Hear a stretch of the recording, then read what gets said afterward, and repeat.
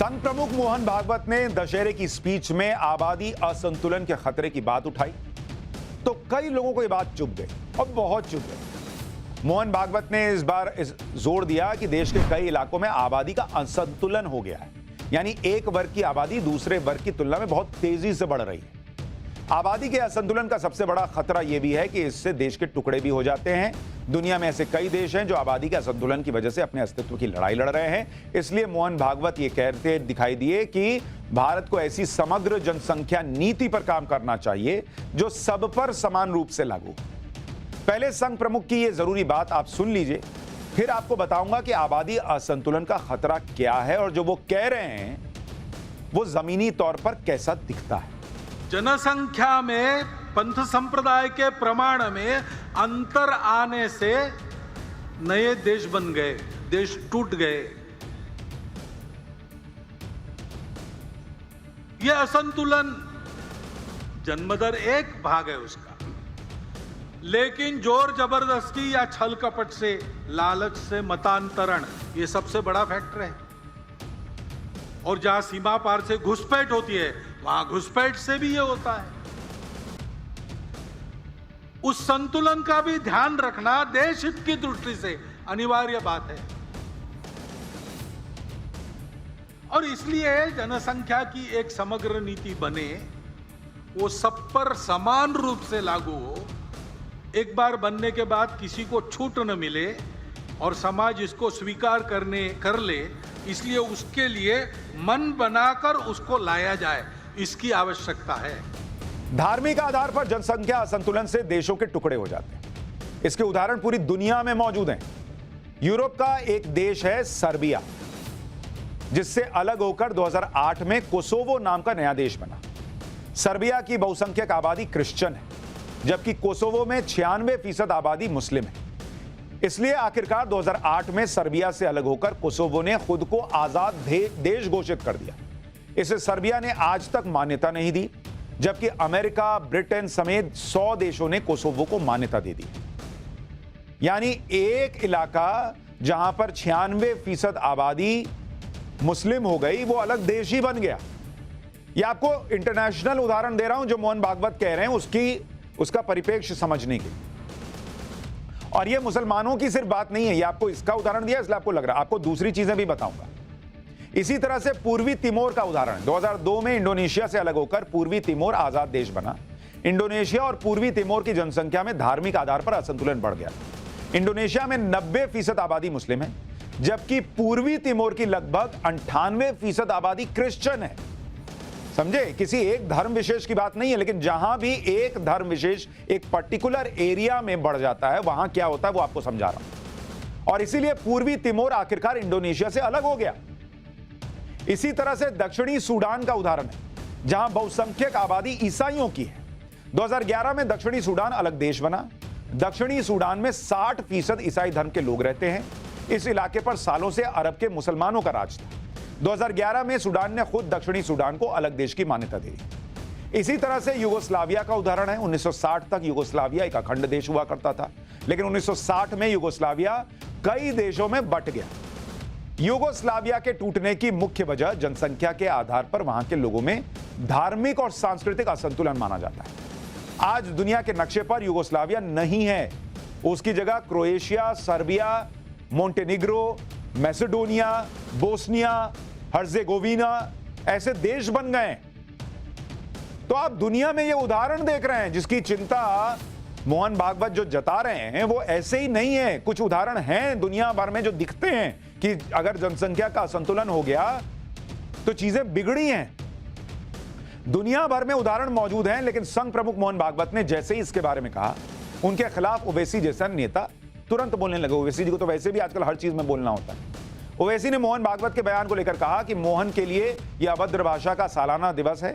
जनसंख्या असंतुलन के डर से दुनिया भर में नरसंहार, जातीय सफाई और हेट क्राइम्स हुए हैं। सर्बियाई राष्ट्रवादियों द्वारा अल्बेनियाई मुसलमानों के नरसंहार के बाद कोसोवो का गठन किया गया था।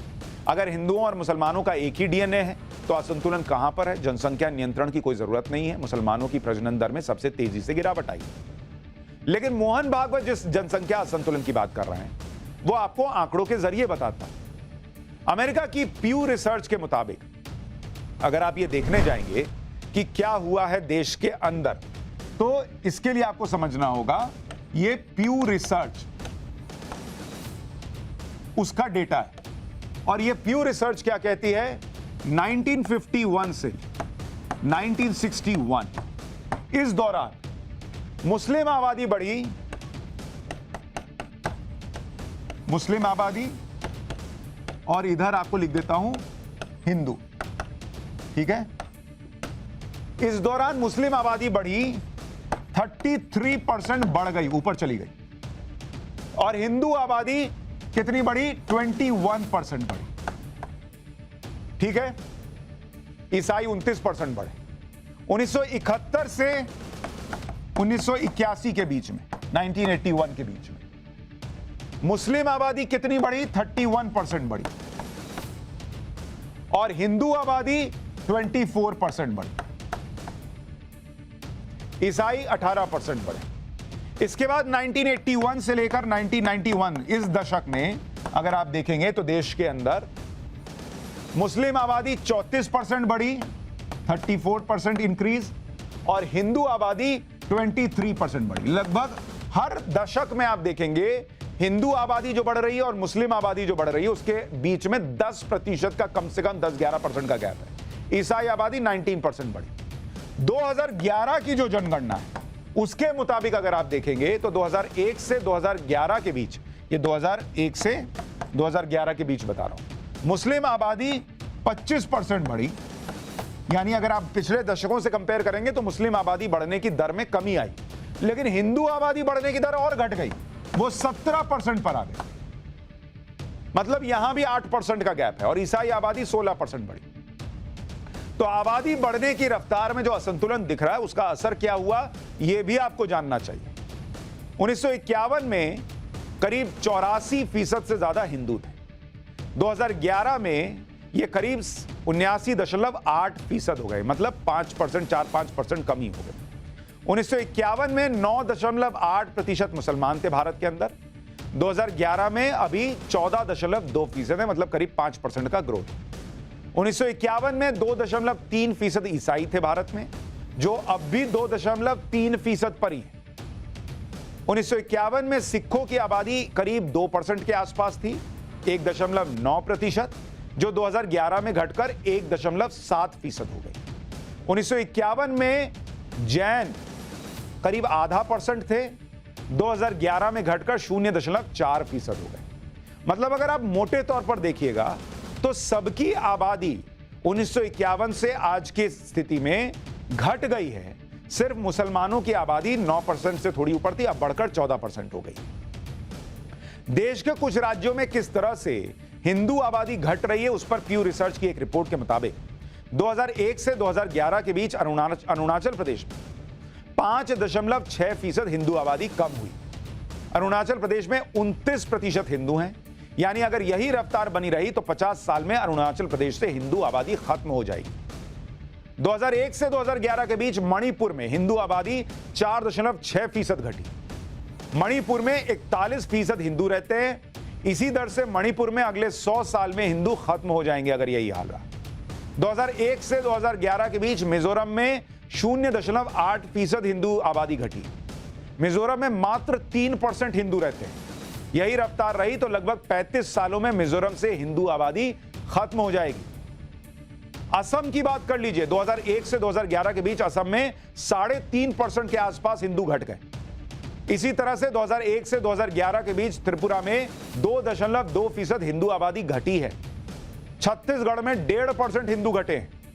केरल में करीब 1.4% हिंदू कम हुए हैं। पश्चिम बंगाल में 1.9% हिंदू घट गए।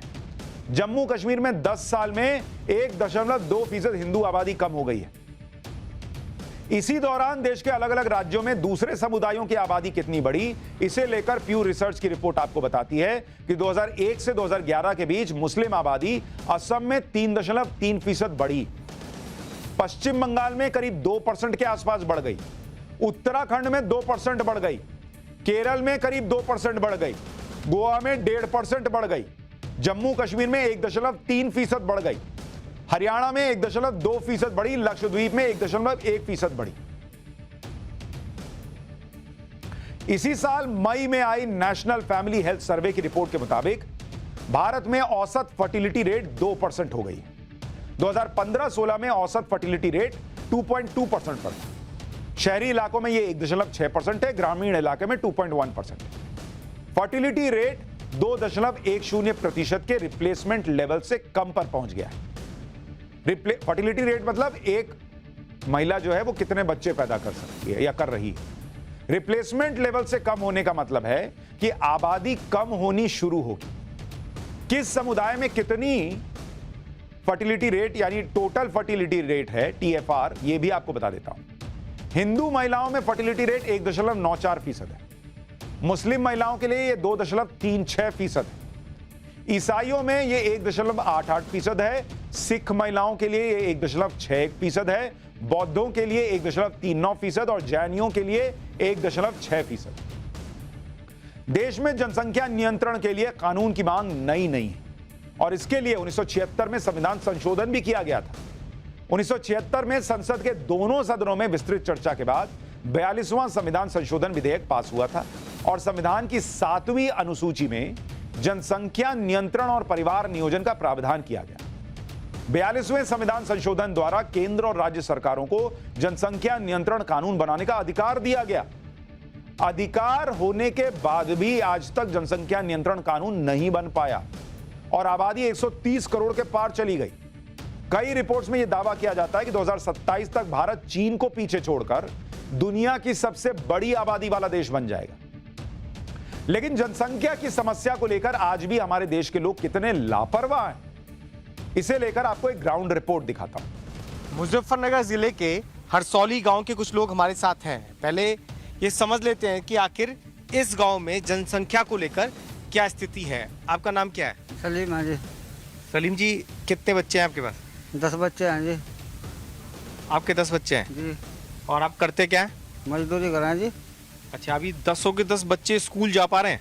दो बच्चे जा रहे हैं जी और मजदूरी कर रहे हैं। आपका नाम क्या है? शमशाद, मोहम्मद शमशाद। आप भी इसी गांव से हैं? गांव बिहारी। गांव बिहारी कितना दूर है यहाँ से? मुजफ्फरनगर जिले में पड़ता है। हाँ, मुजफ्फरनगर जिले में पड़ता है, जानसठ। अच्छा, तो आपके गांव में भी यही हालात हैं कि जनसंख्या बड़ी है? कितने कितने बच्चे हैं आपके यहाँ? सबसे ज्यादा बच्चे किसके हैं आपके यहाँ? 14, 15, 16 तक बच्चे हैं। 14, 15, 16 तक बच्चे हैं। किसके हैं? खलील हो गया, अनीस हो गया, हाँ, कुरैशी। अच्छा, और बतेरे हैं 10 बच्चे भी और बतेरे हैं। अच्छा, तो ये लोग जिनके इतने सारे बच्चे हैं, ये बच्चों को स्कूल भेजते हैं या सिर्फ सब काम धंधे पे सबको लगाया हुआ है? बिजनेस कर रहे हैं जी लोग। अच्छा, छोटे बच्चे बिजनेस कर रहे हैं? हाँ, बड़े हो गए बच्चे, बहुत बड़े बड़े हो रहे हैं। अच्छा, किसी का जो सबसे लड़के छोटे बच्चे हैं वो क्या कर रहे हैं? स्कूल जा रहे हैं, कॉलेज जा रहे हैं? जा रहे हैं, स्कूल भी जा रहे हैं कुछ बच्चे। अच्छा, आपके कितने बच्चे हैं? 6 बच्चे। आपका नाम क्या है? इरफान जी। इरफान, बच्चे स्कूल जाते हैं या क्या करते हैं? स्कूल जाते हैं। 6 के 6 बच्चे स्कूल कॉलेज जा नहीं रहे जी, 5 जाते हैं, 1 रहते हैं। बीजेपी नेता कैलाश विजयवर्गीय ने संघ प्रमुख के बयान का समर्थन करते हुए कहा है कि जहां भी डेमोग्राफी चेंज होती है वहां देश विरोधी गतिविधियां शुरू हो जाती हैं। इसके ऊपर गंभीरता से विचार होना चाहिए, क्योंकि मैं तो पश्चिम बंगाल में रहा हूँ। जिस प्रकार वहाँ डेमोग्राफी चेंज हुई है और उसके कारण वहाँ एक अराजकता का वातावरण पैदा हुआ है। जहाँ भी जनसंख्या की डेमोग्राफी चेंज होती है वहाँ इस प्रकार की गतिविधियाँ होती है जो देश विरोधी होती है। वहाँ PFI सक्रिय हो जाता है वहाँ। तो निश्चित रूप से जनसंख्या नियंत्रण कानून के बारे में सभी राजनीतिक दलों को विचार करना चाहिए। ये किसी पार्टी का विषय नहीं, ये देश का विषय। तो इसीलिए देश में बढ़ती जनसंख्या पर न सिर्फ चर्चा बल्कि एक बड़ा जरूरी कानून आना चाहिए। इसको लेकर लगातार मांग उठती रही है। कई राज्यों में थोड़ी बहुत कोशिश हुई है, लेकिन इसके क्या परिणाम हो सकते हैं इसको लेकर कोई बोल भी देना तो तुरंत हंगामा खड़ा हो जाता है और इसको हिंदू मुस्लिम बना दिया जाता। बॉस, देश में अगर संसाधन नहीं बचेंगे ना तो ना हिंदू बचेगा, ना मुसलमान, ना सिख, ना ईसाई। ये ध्यान रखिएगा। अपनी आबादी खाली कोई भी बढ़ा ले तो खतरा उसके लिए भी उतना ही है जितना दूसरों के लिए हो। इतना याद रखिएगा, देश बचेगा, देश में संसाधन बचेंगे, पीने के लिए पानी होगा, खाने के लिए खाना होगा, तभी हम सब जिंदा रहें। बाकी जिसको जो बोलना है वो तो बोलता रहे।